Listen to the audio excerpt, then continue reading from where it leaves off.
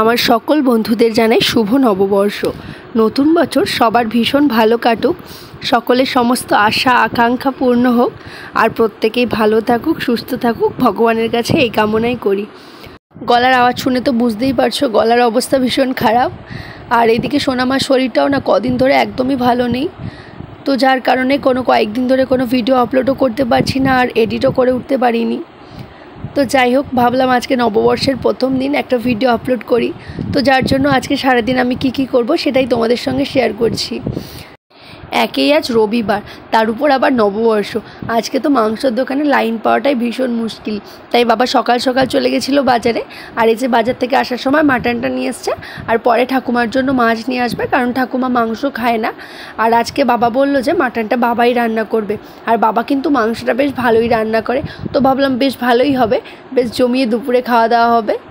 আর বলেছিল মাংসটা পরিষ্কার করে ধুয়ে সমস্ত মশলাটা করে রাখতে, বাবা দোকান থেকে এসে রান্না করবে। তো যাই হোক, আরে আজকে না মা সকাল সকাল চলে গেছিলো গঙ্গা স্নান করতে। তো গঙ্গা স্নান করে এসে এই যে মা সকাল সকাল পুজোটা দিয়ে নিচ্ছে।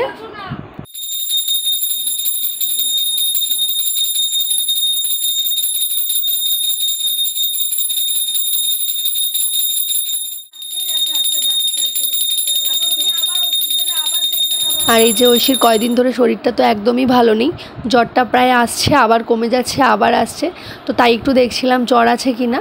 তো আজকে দেখলাম যে আজকে এখনও অবধি জ্বরটা নেই। যাই হোক, আর এই যে এদিকে আমি সোনামার জন্য খাবারটা বসিয়ে দিয়েছি, মা ওদিকে রান্নাগুলো করে নিচ্ছে, বাকি রান্না, আর বাবা এসে মাংসটা করবে। মাংসর সাথে কোনো তরকারিটাই আমাদের কারোরই পছন্দ নয়, কিন্তু ঠাকুমা তো মাংস খায় না, তার জন্য ঠাকুমার জন্য উস্তে চচ্চড়ি, পটল ভাজা আর কুমড়ো ভাজা, আর করেছিল ওই দই কাতলা। তো ঠাকুমা মাংস খাবে না, আর আমাদের জন্য হবে মাংস। এই যে বাবা আসার সময় দেখো একটা কিন্তু মিষ্টির প্যাকেট নিয়ে এসছে। এই নববর্ষে না এই জিনিসটা আমার বেশ ভালো লাগে। নববর্ষ মানে কিন্তু হালখাতা, মানে মিষ্টি খেতে ভালো লাগে না, কিন্তু এই যে মিষ্টির প্যাকেটটা আনবে সেটা খুলে কিন্তু দেখতে আমার বেশ ভালো লাগে। তো বাবা তো সকাল সকাল একটা নিয়ে এসছে, আর বিকেলবেলা আমি যাব কয়েকটা হালখাতা করতে। যে প্যাকেটের মধ্যে প্রথমেই ছিল একটা নিমকির প্যাকেট, 2 রকমের মিষ্টি, একটা লাড্ডু আর একটা নিমকি। এই যে আমি এবার ঐশীকে স্নান করে খাইয়ে দিয়েছি, আর এই যে ঐশীর একটা মাসিমণি চলে এসছে ঐশীকে নিতে। তো এই যে একটু ঐশী ওর মাসিমণির সঙ্গে একটু বেরু করে আসবে, ততক্ষণে আমরা আমাদের সমস্ত কাজগুলো একটু করে নেব। প্রায় এই যে 3-4 দিন ধরে ঐশীর শরীরটা একদমই ভালো নেই, জ্বর আসছে যাচ্ছে, শরীরটা ওর একদম দুর্বল হয়ে গেছে। আর যার কারণে কয়েকদিন তো একদমই ঘর থেকেই বেরোয়নি, ঘরের মধ্যেই ছিল। তো আজকে একটু শরীরটা ভালো লাগছে, তাই এই যে দেখো একটু মাসিমণির সঙ্গে যাচ্ছে বেরু করতে। বাবাও কিন্তু এদিকে দোকান বন্ধ করে চলে এসেছে, আজ কারণ আজকে আমাদের সকলকে খাসির মাংস রান্না করে খাবে বলেছে বাবা, তার জন্য আজকে তাড়াতাড়ি দোকান থেকে চলে এসেছে। আর মা কিন্তু সমস্ত মশলাটাও সুন্দর করে রেডি করে রেখেছিল, আর বাবা এসেও রান্নাটা চাপিয়ে দিয়েছে। আর আমি পাশে থেকে ভাবছি, বাটি নিয়ে দাঁড়িয়ে আছি, কখন কষা হবে আর আমি 2 পিস খাবো।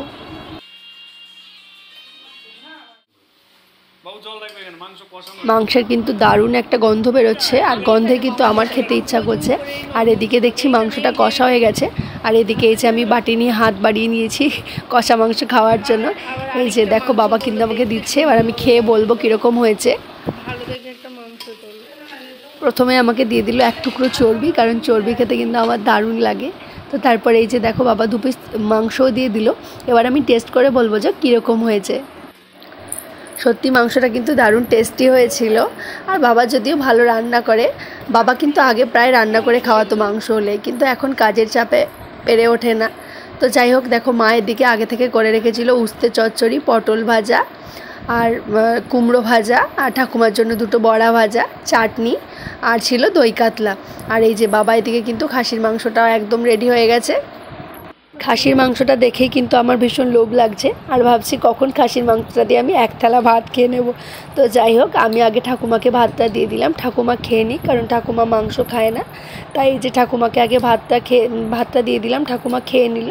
তারপর ঠাকুমা ঐশীকে রাখবে, আমরা সবাই মিলে খেয়ে নেব। তো দেখো ঠাকুমার খাওয়া হয়ে গেছে, আর ঐশী ওদিকে ঘুমিয়েও পড়েছে। তাই আমি কিন্তু 1 থালা ভাত নিয়ে, আর সাথে মাংস, আর এই যে একটু তরকারি নিয়েছি, মা যেহেতু রান্না করেছে তাই অল্প অল্প একটু নিয়ে সবটুকু দিয়েই খেয়ে নিচ্ছি। তো বেশ সবাই মিলে আনন্দ করে খেয়ে নিলাম। সবাই মিলে কিন্তু একসাথে খাওয়ার মজাটাই আলাদা। অন্যান্য দিন বাবা দোকান থেকে দেরি করে আসে বলে সেভাবে একসাথে সবার খাওয়া হয় না। তো যাই হোক, আমাদের সবার খাওয়া প্রায় হয়ে গেল। বেশ জমিয়ে কিন্তু আজকে দুপুরের পেট পুজোটা হয়ে গেল। তো তারপরে যে খাওয়া দাওয়ার পর একটা লম্বা ভাত ঘুম দিয়ে নিয়েছিলাম। তারপরে যে কাকি বলল একটু বাজারে যাবে, হালখাতা করা ছিল।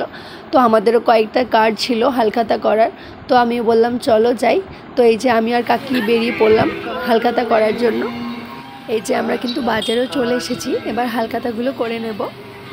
আগে দুটো দোকানে আমাদের হালখাতা হয়ে গেছে, আর এই যে এই জুয়েলার্সের দোকানটা বাকি ছিল। তো আমরা চলে যাব এই দোকানে হালখাতা করলে কিন্তু আমাদের কমপ্লিট।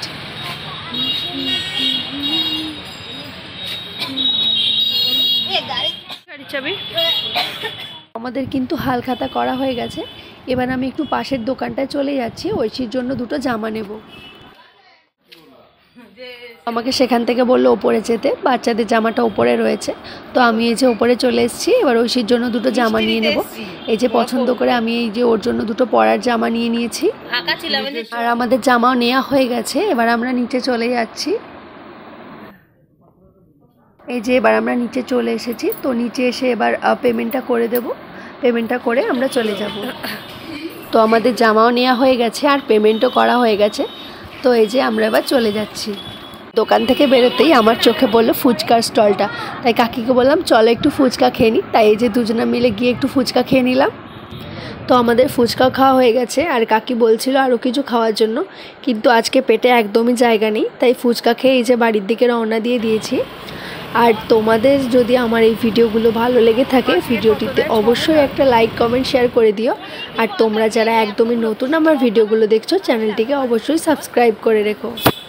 আর এই যে আমরা কিন্তু এদিকে দুজনে গল্প করতে করতে বাড়িতেও চলে এসেছি। আর নববর্ষ মানেই কিন্তু মিষ্টি মুখ হালখাতা। আর এই যে দেখো, হালখাতায় কিন্তু আমরা বেশ কয়েকটা মিষ্টির প্যাকেট পেয়েছি। মিষ্টি খেতে কিন্তু একদমই ভালো লাগে না, তবে মিষ্টির প্যাকেট পেতে কিন্তু বেশ মজা লাগে। আর এই যে নববর্ষের মিষ্টি দিয়ে আমরা কিন্তু সবাই মিলে একটু মিষ্টিমুখ করে নিচ্ছি। তোমরাও যারা যারা মিষ্টিমুখ করতে চাও তারা কিন্তু আমার বাড়ি চলে এসো। আজকের মতো সবাইকে এখানেই টাটা, গুড নাইট।